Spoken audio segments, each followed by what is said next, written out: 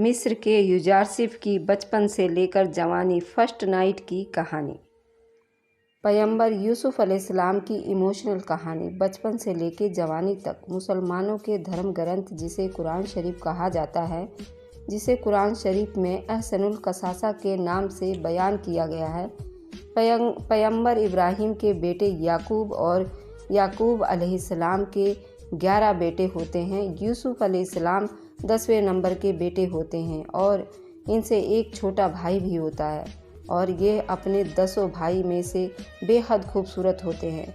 मुसलमानों के धर्म ग्रंथ यानी कुरान शरीफ में फरमाया गया है कि रब ने जो खूबसूरती बनाई है दुनिया के अंदर, वह यूसुफ अलैहिस्सलाम को पहला खूबसूरत आदमी बनाया और उस खूबसूरती में से सिर्फ 1% दुनिया वालों में दिया है। तो आप इस बात से अंदाज़ा लगा सकते हैं कि वह कितने खूबसूरत पैगंबर होंगे। याकूब अलैहिस्सलाम जो कि पहले से ही पैगंबर हैं, तो उनको ये मालूम हो जाता है कि यूसुफ भी आने वाले अगला पैगंबर है। याकूब अलैहिस्सलाम काफ़ी दौलतमंद भी होते हैं, काफ़ी हज़ार भेड़ें और बकरियां, काफ़ी ज़मीनें भी उनके पास था। यूसुफ अलैहिस्सलाम एक दिन अपने 10 भाइयों के साथ भेड़ें चराने की जिद करते हैं अपने पिताजी से। उनके पिताजी अपने पास से उनको कहीं जाने नहीं दिया करते थे, ख़ास तौर से तो उन भाइयों के साथ तो बिल्कुल भी नहीं, क्योंकि उनके भाई सारे यूसुफ अलैहिस्सलाम से काफ़ी चिढ़ते थे। चिढ़ने की वजह ये थी कि सब भाइयों से यूसुफ अलैहिस्सलाम को पिताजी बहुत ज़्यादा प्रेम करते थे और अपनी आँखों से ज़रा भी ओझल नहीं होने देते थे। पिताजी ने अपने कलेजे के टुकड़ों को उन भाइयों के साथ भेज दिया क्योंकि यूसुफ अलैहिस्सलाम काफ़ी जिद कर रहे थे उन लोगों के साथ जाने के लिए। उस दिन 11 भाई बकरियां चराने जाते हैं और वहां पर यूसुफ अलैहिस्सलाम को प्यास लग जाती है, तो वह पानी पीने के लिए यहाँ वहाँ कुआं तलाश करते हैं और उन्हें एक कुआं मिल जाता है, लेकिन उस कुएं का पानी बहुत खारा होता है। चूँकि यूसुफ अलैहिस्सलाम एक पैगंबर रसूल हैं, तो उसमें से पानी निकालते हैं और सारे भाई पीते हैं। वह पानी मीठा हो जाता है, लेकिन उन भाइयों को इस बात की कोई परवाह नहीं होती कि ये कैसे मीठा हुआ। लेकिन वह यूसुफ अलैहिस्सलाम को बिल्कुल भी नहीं चाहते थे। उस दिन तो वह सारे घर वापस लौट गए सही सलामत और भेड़ें भी वापस ले गए।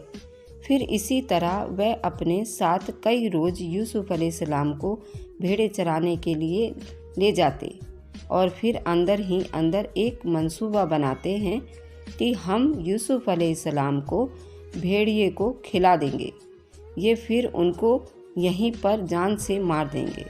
वह दिन आ गया। अब इन लोगों ने यूसुफ अलैहिस्सलाम को उस कुएं में पानी पीने के लिए लेकर जाते हैं और उसी कुएं में धक्का दे देते हैं और यूसुफ अलैहिस्सलाम नीचे गिर जाते हैं और यूसुफ अलैहिस्सलाम को उस कुएं में तड़पता छोड़कर ये सब वापस घर लौट जाते हैं और अपने पिता को बताते हैं कि यूसुफ अलैहिस्सलाम को भेड़ियों ने हमला कर दिया और भेड़िया उनको पकड़ कर ले गई और उनको नोच नोच कर खा लिया। भेड़िया का खून कपड़ों से सना हुआ अपने पिताजी को दिखा देते हैं। ये बात सुनकर पिताजी पागल से हो जाते हैं और पूरे जंगल में सब जगह उनको छान मारते हैं, क्योंकि उनको यकीन ही नहीं होता भेड़िया उनको खा सकता है। लेकिन उनका एक भाई बहुत दयालु होता है जो यूसुफ अलैहिस्सलाम से छोटा भी होता है। उसके भाई उनको भी धमकी दे देते हैं, अगर तूने पिताजी को कुछ बताया तो हम तुझे भी मार देंगे। इसलिए वह छोटा भाई काफ़ी डर जाता है और वह उस कुएं में जाकर हर मुमकिन कोशिश करता है उसको बचाने के लिए, लेकिन वह काफ़ी छोटे होते हैं यूसुफ अलैहिस्सलाम से, इस कारण वे उनसे नहीं बचा सकते और बाहर नहीं निकाल पाए। इसी दौरान एक काफ़िला वहाँ से गुजर रहा होता है। उनके पास काफ़ी ऊँटें और भेड़ें और बकरियाँ और सामान भी होते हैं। उन्हें प्यास लग जाती है और वो इधर उधर कुआं तलाश करते हैं, तो उन्हें वह कुआं दिखाई देता है जिसमें यूसुफ अलैहिस्सलाम पहले से ही गिरे हुए हैं, लेकिन वह ज़िंदा हैं। उसी कुएं में अंदर वह मदद के लिए चिल्ला रहे होते हैं। लेकिन काफिला को मालूम होता है कि इस कुएं का पानी बहुत खारा है, लेकिन वह क्या करते, उन्हें बहुत प्यास लगी होती है, तो वो मजबूरी में उस कुएं में पानी निकाले जाते हैं। तो यूसुफ अलैहिस्सलाम पानी की जगह उस बाल्टी में वापस ऊपर की तरफ आ जाते हैं। तभी वे सारे काफिला देखकर उन्हें घबरा जाते हैं, लेकिन इत्तेफाक से वह सारे भाई भी वहां यूसुफ अलैहिस्सलाम के पास पहुंच जाते हैं। अपने भाइयों को देखकर यूसुफ अलैहिस्सलाम काफ़ी डर जाते हैं। वे कुछ बताने से पहले ही चुप हो जाते हैं। फिर काफिला परेशान हो जाती है, लेकिन उनको प्यास लगी होती है तो पहले पानी पीते हैं। लेकिन उन लोगों को पानी बिल्कुल मीठा लगता है, तो वह बिल्कुल ही हैरान परेशान हो जाते हैं कि ये कैसे मुमकिन हुआ। अब तक तो इस कुएं का पानी बिल्कुल भी खारा था और अचानक से मीठा हो गया है, क्या माजरा है। उसी दौरान यूसुफ अलैहिस्सलाम के भाई फिर से एक मंसूबा बनाते हैं कि ये घर वापस चला गया तो हम सब फिर से फंस जाएंगे। हम सब काफिले वाले को यहीं पर इसे बेच देते हैं और काफिले वाले इनको बिना हिचकिचाए खरीद भी लेते हैं। उनका दिमाग चल जाता है, क्योंकि वह कहते हैं कि ये लड़का कुएं के अंदर था तो कुएं का पानी अपने आप मीठा हो गया, और ये हमारे पास रहेगा तो हम काफ़ी दौलतमंद भी हो सकते हैं।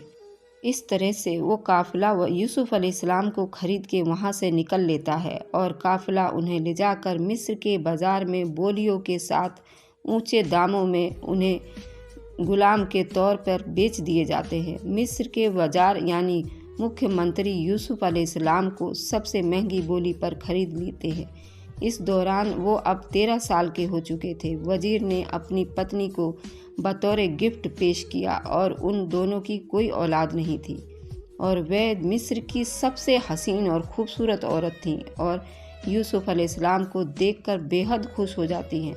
लेकिन यूसुफ अलैहिस्सलाम को वजीर की पत्नी जुलेखा ने ख्वाब में पहले ही देख लिया था जब वह कुंवारी थी। उसको पहले से ही यूसुफ अलैहिस्सलाम की तलाश थी, लेकिन पति को उसको बतौर औलाद गिफ्ट कर दिया था। लेकिन जुलेखा ने उसे ख्वाब में यूसुफ अलैहिस्सलाम का दीदार किया था। उसने तो अपना आशिक समझकर गिफ्ट कबूल कर लिया और उनको बड़ा करने के लिए हर ताकत लगा दी और उनको ये सारी खुशियाँ अता कर दी और उनको एक वजीर की उपाधि दे दी। अब जुलेखा ने अपना इश्क इकरार करना शुरू कर दिया। उसने हर मुश्किल अपनाना शुरू कर दिया। चूँकि यूसुफ अलैहिस्सलाम एक पैगंबर थे, उनको जुलेखा का नज़र का अंदाज़ा हो चुका था।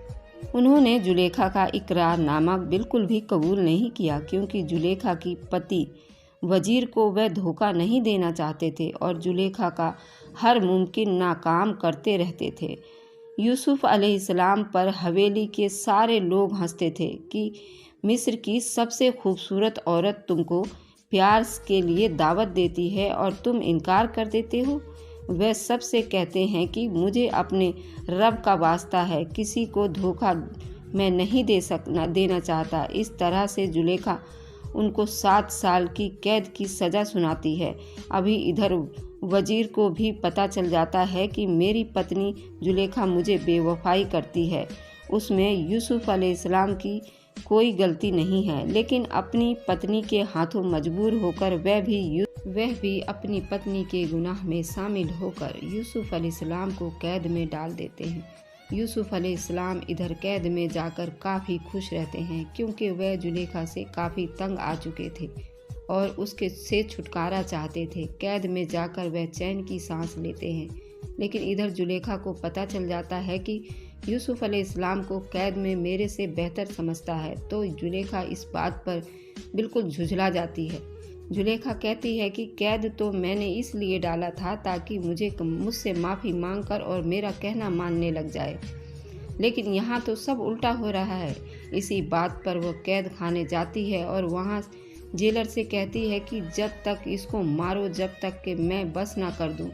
जुलेखा एक वजीर की पत्नी होती है, इसलिए उसकी बात मानी जाती है। उसको जब तक मारा जाता है जब तक जुलेखा बस नहीं कर देती। इधर सारे जेलर भी थक जाते हैं उनको कोड़े मार मार कर, लेकिन वह कैद में भी जुलेखा को कबूल नहीं करते। जुलेखा और ज़्यादा झुंझलाकर घर वापस लौटती है और घर आकर उसके इश्क में दीवानी हो जाती। इधर पूरे शहर में जुलेखा का इश्क का चर्चा होने लग जाता है। इस सदमे को उसका पति बिल्कुल बर्दाश्त नहीं कर पाता और इस दुनिया को हमेशा के लिए बाय बोलकर चला जाता है। इधर जुलेखा भी अपने होश हवास खो बैठती है। इधर जुलेखा का पति भी मर जाता है। इधर जुलेखा की मुँह बोली माँ भी खत्म हो जाती है। अब जुलेखा बिल्कुल अकेली पड़ जाती है। जुलेखा को हर जगह सिर्फ यूसुफ अलैहिस्सलाम ही दिखाई देते हैं। इधर यूसुफ अलैहिस्सलाम जेल कैद खाने में अपनी जगह बना चुके होते हैं। सारे कैदी सिर्फ यूसुफ अलैहिस्सलाम की पैरवी करने लग जाते हैं। यूसुफ अलैहिस्सलाम को कैद में उनका एक पुराना दुश्मन भी मिल जाता है, जो कि यूसुफ अलैहिस्सलाम से काफ़ी नफ़रत करता है और समय समय पर उनको धमकाता रहता है। इधर दो कैदी और मिलते हैं, जो कि वजीर आला यानी प्रधानमंत्री की खुफिया मृत्यु की साजिश में पहले से कैद होते हैं। वह दोनों कैदी यूसुफ अलैहिस्सलाम को रातों को इबादत करते हुए देखते हैं और मन ही मन कहते हैं कि ये कैसा इंसान है जो कि कैद खाने में बड़े आराम से रह रहा है। इसको तो वजीर की उपाधि मिली थी और उस वजीर की उपाधि को ठुकराकर उसे कैद खाना पसंद आ रहा है। और वह दोनों कैदी यूसुफ अलैहिस्सलाम पर हंसते हैं। यूसुफ अलैहिस्सलाम उन कैदी की हंसने की वजह पूछते हैं और एक आप हैं, वजीर को ठुकरा कर आए हैं, और एक हम बदनसीब हैं कि वजीर आला की मृत्यु की साजिश में कैद हैं। तो यूसुफ अलैहिस्सलाम उन्हें बड़े प्यार से समझाते हैं और कहते हैं, अगर आपका रास्ता ठीक है तो आप बिल्कुल पुरसुकून यानी बड़े आराम से रहेंगे, और अगर आपका रास्ता गलत चुनेंगे तो बेचैनी रहेगी। इसी बात पर वे दोनों उनके दोस्त बन जाते हैं। क्योंकि यूसुफ अलैहिस्सलाम पैगंबर रसूल हैं तो उनको भविष्य का सब कुछ पता होता है। जो उनका दुश्मन कैदी खाने में कैद था उसकी भविष्यवाणी कर दी और वह कह दी कि अपनी कैद की वजह यूसुफ अलैहिस्सलाम को मानता था। यूसुफ अलैहिस्सलाम जुलेखा के यहाँ जब अपनी जवानी की सीढ़ियाँ चढ़ रहे थे तो उसी दौरान उस आदमी ने महल में चोरियाँ की थीं और महल में वह सरेआम अपने जुर्म से मुकर गया था और उसकी सज़ा एक मासूम को दी जा रही थी, क्योंकि चोरी के वक्त वह आदमी वहीं पर था और उसको नींद की दवाई दी गई थी तो उसे नींद आ गई थी और उसी दौरान इसने हीरे जवाहरात चोरी करके निकल गया था। उस चोरी की छानबीन यूसुफ अलैहिस्सलाम ने खुद की थी और वह कह दी कि ये चोरी उसने नहीं की है और इस चोर ने की है, और उसी वक्त उसको उम्र कैद की सज़ा मिल गई थी। और इत्तेफाक से यूसुफ अलैहिस्सलाम भी उस कैद खाने में पहुंच गए। बस इस कैदी का यूसुफ अलैहिस्सलाम को देखकर खुशी का ठिकाना नहीं था, पर यूसुफ अलैहिस्सलाम इस आदमी से नफ़रत नहीं करते थे, उसको एक अच्छा इंसान बनाना चाहते थे। यूसुफ अलैहिस्सलाम ने उसकी भविष्यवाणी कर डाली थी कि तू जेल से रिहा हो जाएगा। ठीक उसी टाइम पर वह जेल से रिहा हो गया। कैदी को छुड़ाने वाले कुछ पाखंडी पुजारी थे जो देवताओं की आड़ में चोरियां किया करते थे। इस भविष्यवाणी से यूसुफ अलैहिस्सलाम का जेल में हर जगह चर्चा होने लगा कि ये एक साधारण इंसान नहीं है, ये पैगंबर रसूल है, उनको भविष्य का सब पता है। इस तरह से जेल में कितने कैदी और जेलर होते हैं वह सब यूसुफ अलैहिस्सलाम के मुरीद हो जाते हैं।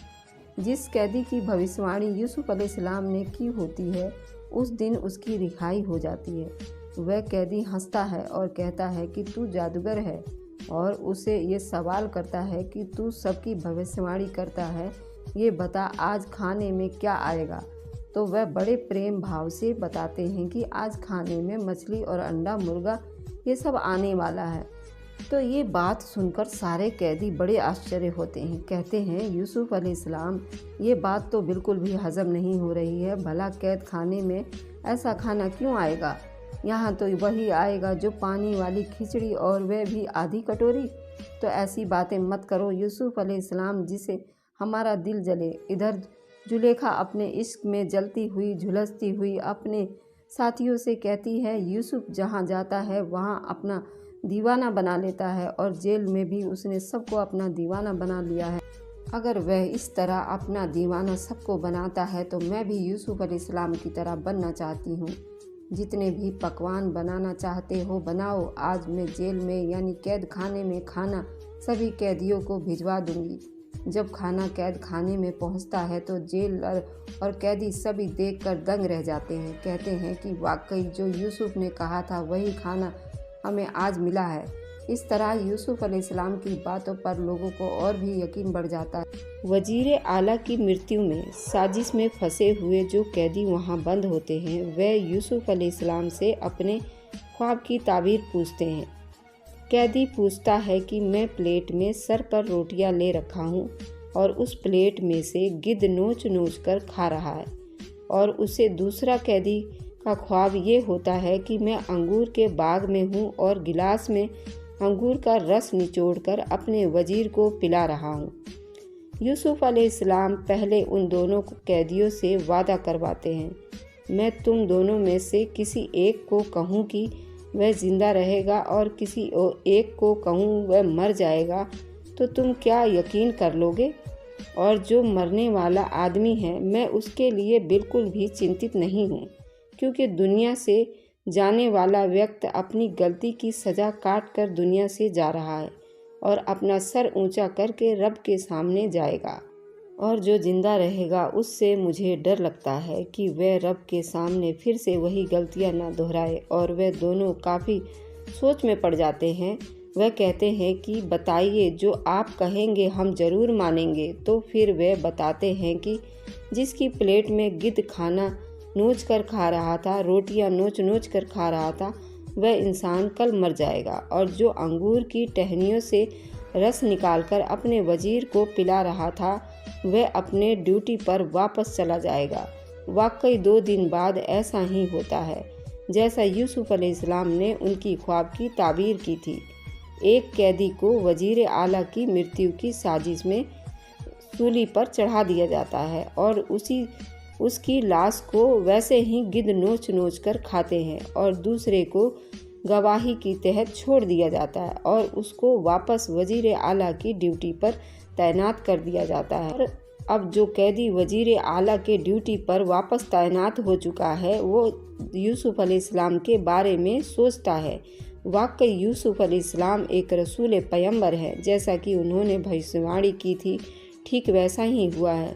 शुक्रिया अदा करने के लिए वह यूसुफ अलैहिस्सलाम से मिलने के लिए कैद खाने जाता है और वहाँ का हाल सुनाता है कि आपने जो भविष्यवाणी की थी ठीक वैसा ही हुआ है। और यूसुफ अलैहिस्सलाम उसको समझाते हैं, ठीक है, आप सब इस गलती को वापस मत दोहराना और सही मार्ग चुनना और सही काम करना। और खुशी खुशी अपनी ड्यूटी करने लग जाता है।